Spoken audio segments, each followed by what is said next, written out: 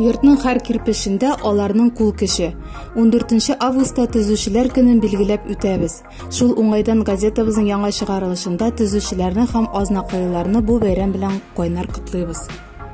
Азнакай Чернобыльчеләре дәүләт ярдәме алды. Әлеге хакта газета битләрендә Лиза Нурлыева баян итә. Бу көннәрдә игенчеләр иртәдән алып караңгыга кадәр бөртеклеләр уңышын югалтусыз җыеп алу өчен бар көчен сала.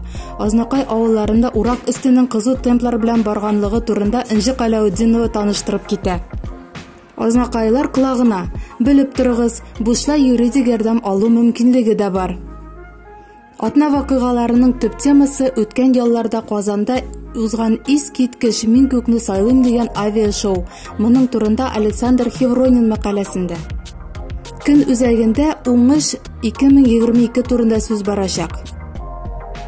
Үзешчән фермерга 3 гектар мәйданда җир җиләге үстергәндә нинди авырлыклар җиңәргә туры килгән? Яңгырлар аркасында игеннәр җиргә ауган, башаклар шүп үләннәренә чорналган. Менә мондый очракта фермерларга нишләргә?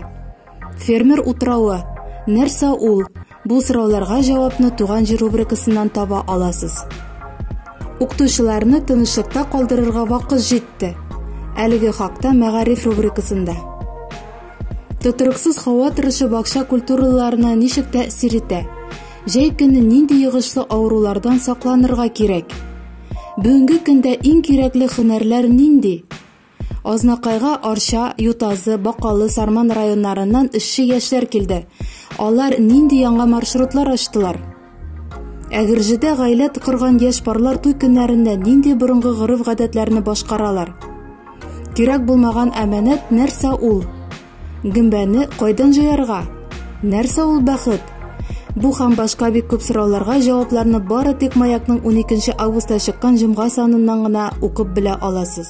Шулай ук аш су рубрикасында томатлы камырдан эш пешмак рецепты, атна телепрограммасы, кызыклы сканворд, кайнар котлаулар, көн сынамышлары, киңәшләр, файдалы реклама — буларның барысы да Маякның яңа чыккан саныннан укып белеп була.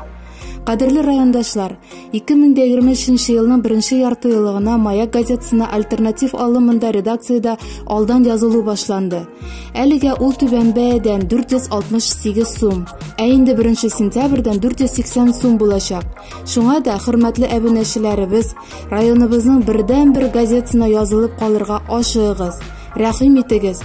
Маяк газетасына альтернатив язылу редакциянең реклама бүлегендә башкарыла.